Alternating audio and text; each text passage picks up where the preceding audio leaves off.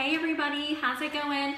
It's Rose Griffin here from ABA Speech. For those of you who don't know me, I'm a speech language pathologist and a board certified behavior analyst, and today I just wanted to pop on and tell you about some of my favorite resources for students with autism and other complex communication disorders that are in high school and middle school level.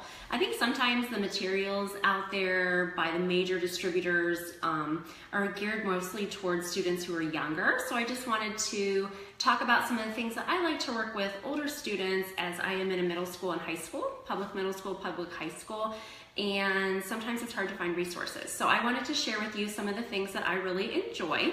I like this assessment's called the Assessment of Functional Living Skills, and it looks at students, can they engage in leisure, what are their basic communication skills, can they go out to eat in a restaurant and what does that look like, can they do laundry, what are their vocational skills, and in different areas.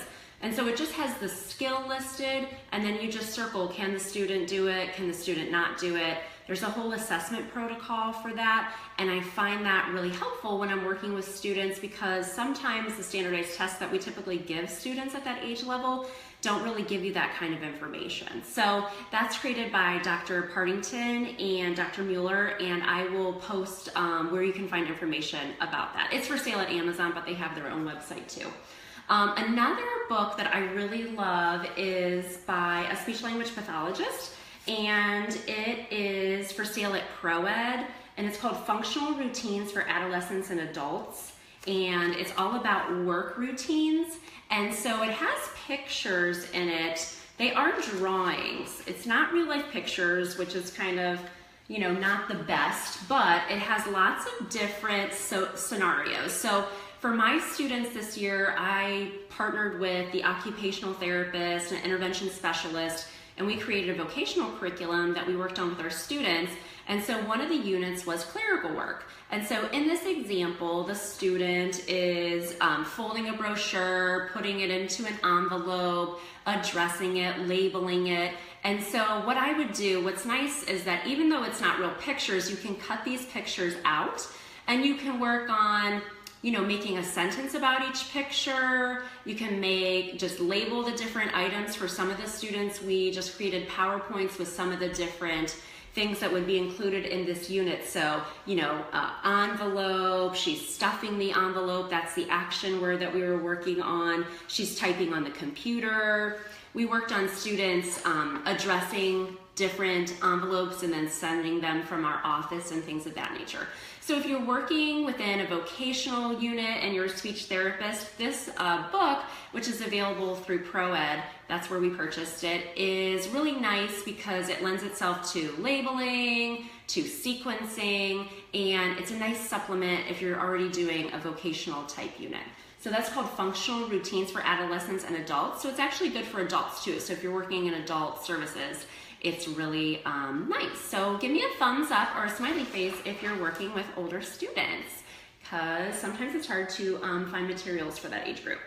Another thing that I wanted to talk about is a computer program that we use. It's called Conover, and I'll put the link up for it, but it's really nice. It has an assessment component to it, and then it also has supplemental lessons, and they're lessons about different vocational scenarios. So I said that with our students, we did a whole clerical unit, so we did different vocabulary, stapler, shredder, copier, mailbox, all those things that were kind of functional within the building that we were working in within the vocational unit.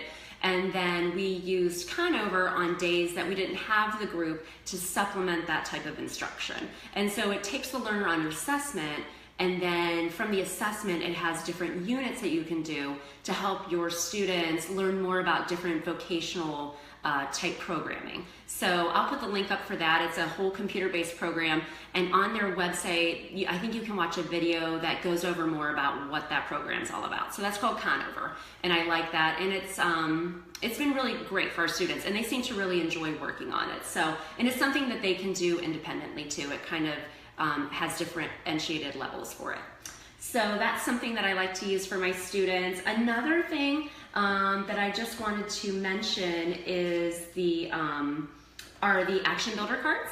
that I created, and these are nice because it works on generalization of language skills. So there's lots of different pictures. A lot of the cards that we have out now on the market have just one picture of an action.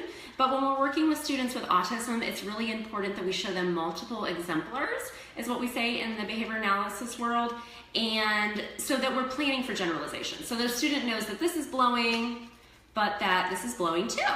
And so there's pictures of boys and girls, and by using cards like this, I was finding myself making a lot of Google image cards, and all the people that I work with were doing the same, so that we were providing systematic language instruction.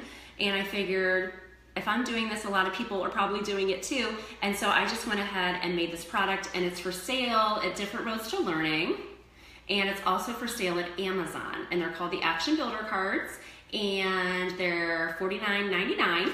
And you can pick those up and help provide systematic language instruction for your students. There's 100 high resolution photos, there's 13 actions, and then 6 or more examples. Some of the actions that are more prevalent, like eating and playing, have more examples to show students. So those are the Action Builder cards.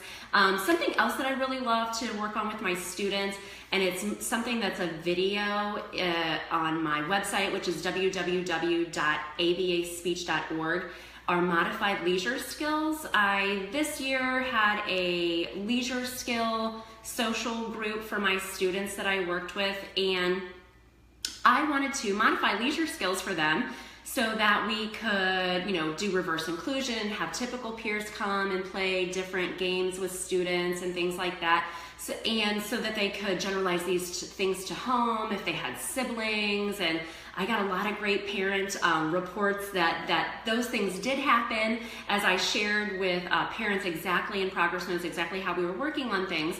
And so some of the videos that I have that kind of show you how to modify some of the different games are on that website. So if you go to www.abaspeech.org, hey Jackie, you can check out those videos under resources, and then it's modified leisure. So I have how to modify Scrabble, which is for my students I worked on this year, is that everybody got the pieces, and then you could make a word, but you made it anywhere on the board, okay? And then I would have, for some students, I'd have them make a sentence with the word.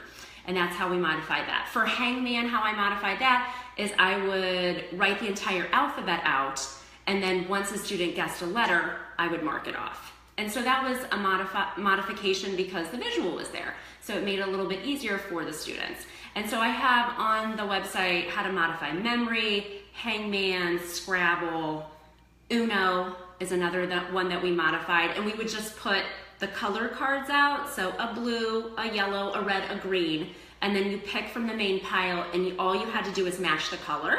That was one way to modify it. And another way to modify it was to take out the special cards. So take out reverse, take out draw two, take out those cards that are kind of tricky and complicated. And so I had a lot of progress. The kids really loved it. We would play a game for maybe a month till they really got it, and then we move on to another game. And then some of the students would work on setting up the game and then inviting friends to play. And so we embedded communication within that. And then I tried to have the paraprofessionals and teachers be engaged in that lesson too, so that when I wasn't present, that those types of things were hopefully happening as well. Okay, so that was another thing I wanted to talk about.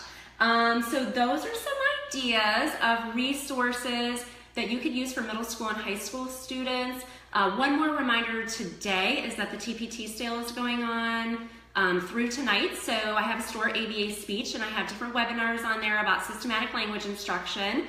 So pop on over there and check it out. Everything's on sale, so you'll get some good savings there if you want to brush up on some evidence-based practice before the school year starts. And come on over to my website, www.abaspeech.org. Send me a message if you have a question about something, and sign up for my newsletter. I only send it out about once a month, but it has good information about what's going on. And on a side note, if you're a speech therapist, I signed up to go to ASHA for the first time. It will be my first time in November going. I'm going to be presenting a poster session on systematic language instruction for students with autism. So if you're there, make sure to say hi.